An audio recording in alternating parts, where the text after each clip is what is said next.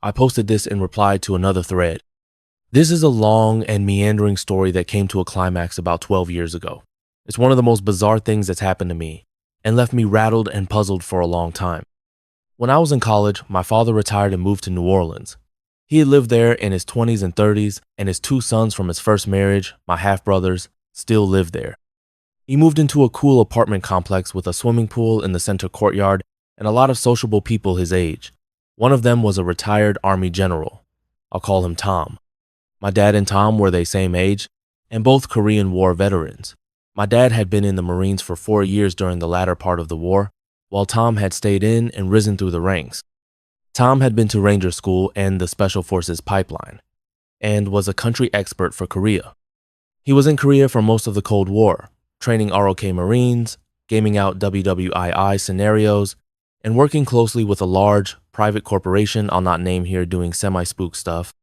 He retired shortly before September 11th. He was a full colonel at the time and was promoted to brigadier general, 1 star, just before retirement to sweeten his pension. That was kind of a professional courtesy old boy club thing. After 9/11, the government expanded the Federal Air Marshal Service and asked Tom to come out of retirement lead the restructuring. They wanted someone who didn't have a parent command, and since he had been out of the Army for a year or so, he was a good candidate. They promoted him to Major General, 2 star, so that he would have clout among the other generals, GS-15 civilian employees, and private sector executives he'd be working with. Colin Powell pinned his 2nd star on him personally in the White House. At this time, I was in the Marine Reserve myself and getting ready to graduate college. I'd not yet been called up for OIF or OEF, so I was looking for my first grown-up job. My dad suggested that being an air marshal could be fun for a year or two, even if it wasn't exactly something I was interested in. I had a clearance and was an expert on the range, not mention I was a friend of the 2 star who was running the program, so I was maybe a step ahead of some of the other candidates. My dad arranged a phone call with Tom to talk about my options. At this point, I'd met Tom many times when I'd go to visit my dad. He was one of the kindest men I've known. We'd sit around the pool and I would pick his brain endlessly about his military experience and the spooky adventures he was at liberty to talk about. As a young enlisted Marine, it's hard to describe the feeling of being close with a 2-star general. I had seen a general maybe 3 times at that point. If you're a lance corporal in a rifle platoon and a major shows up in the barracks, you snap to attention and bark out, "Attention on deck," like it was Darth Vader walking in the room. Somebody with stars on their collar might just give you a heart attack right there. So to be shooting the shit with Tom was pretty special for me. Tom was a widower and an old Southern gentleman, and dated women here and there. Although he didn't smoke, he always carried a Zippo lighter with him to light a lady's cigarette. He lit a cigarette for me by the pool one day, and I noted that his Zippo had a Ranger crest on it. He said that his daughter had given it to him years before, and he thought it was gaudy at the time. He wasn't the type to advertise his status, but he came to cherish it after his daughter died. She had been an avid equestrian and had died in a car accident in Costa Rica in the 70s or early 80s while she was down there for some kind of riding event. His wife died of cancer some years later. Tom's apartment was covered in photos of his daughter in riding gear. She was beautiful. The dated feel of the portraits, frozen in the 1970s, the quiet apartment, and Tom's outward sanguinity were all horribly tragic. At any rate, we spoke on the phone about the Air Marshal program. He couldn't answer a lot of my questions due to operational security, but we talked for about an hour. In the end, another job came up, and I didn't opt for the Air Marshal program. Still, my dad would give me regular updates whenever Tom would go back to New Orleans on leave. Once Tom told my father that they'd done computer simulations of a terrorist running up an airplane aisle, and the only part that stayed relatively motionless was the groin. Obviously, in an airplane, you want to hit the target and not the fuselage, so they decided to aim for the groin as part of their doctrine. My dad was a physician and told Tom that there would be a tremendous amount of bleeding, and that would be a problem if they wanted to take anyone alive. Being a curious man, my dad set about coming up with a solution to this in his free time. He sketched out a sort of jock strap with a hemostatic agent where the cup would be and gave it to Tom. Tom came back to him some months later and said that a prominent pharmaceutical company was making a prototype. My dad didn't want money or credit. He was just happy to have been involved in solving a small problem for his country. After the Iraq invasion, Tom left the Air Marshal program and worked on Condoleezza Rice's staff as a national security aide. All in all, everyone loved Tom. He and my dad became very good friends in a few short years. Tom took my brother's kids to Saints games. They lived in family neighborhoods where everyone was always sitting on the porch and visiting with each other in the summer.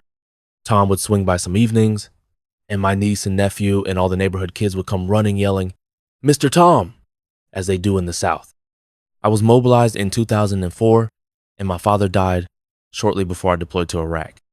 I went to New Orleans on emergency leave, and my brothers, their wives, my sister, my girlfriend, and I drove to Grand Isle, Louisiana to scatter his ashes in the Gulf. Tom wore his full dress uniform. After the ashes were in the water, Tom removed his white gloves and threw them in as well. I'd not known this tradition before, but I was touched by it. He choked back tears and had a lump in his voice.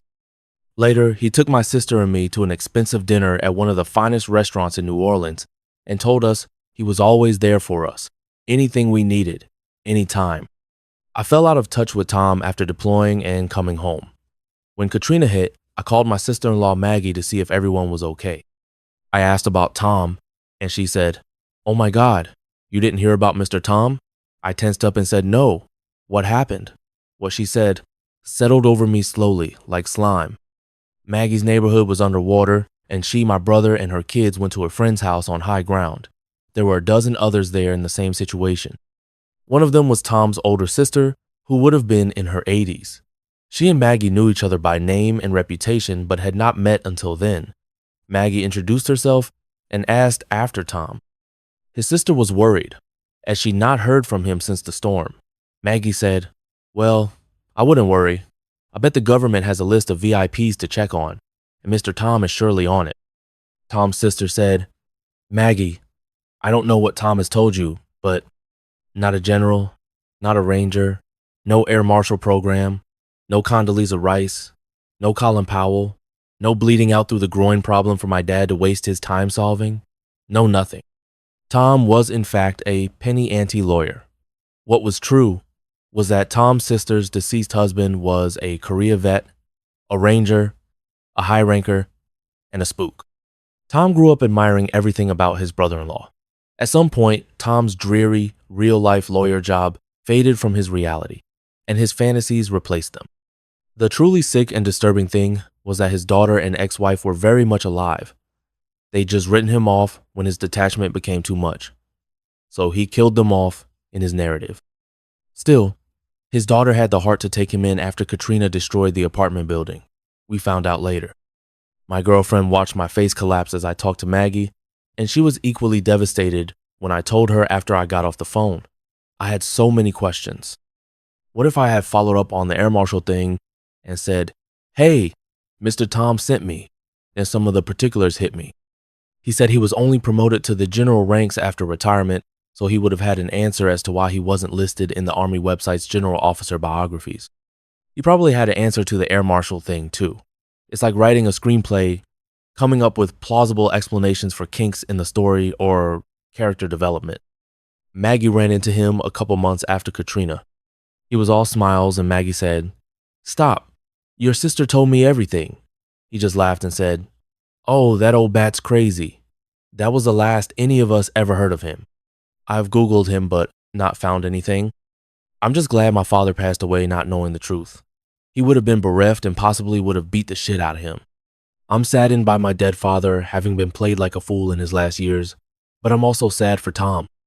The gloves in the water and all that were bullshit, but his tears weren't, nor his graciousness at dinner with my sister and me.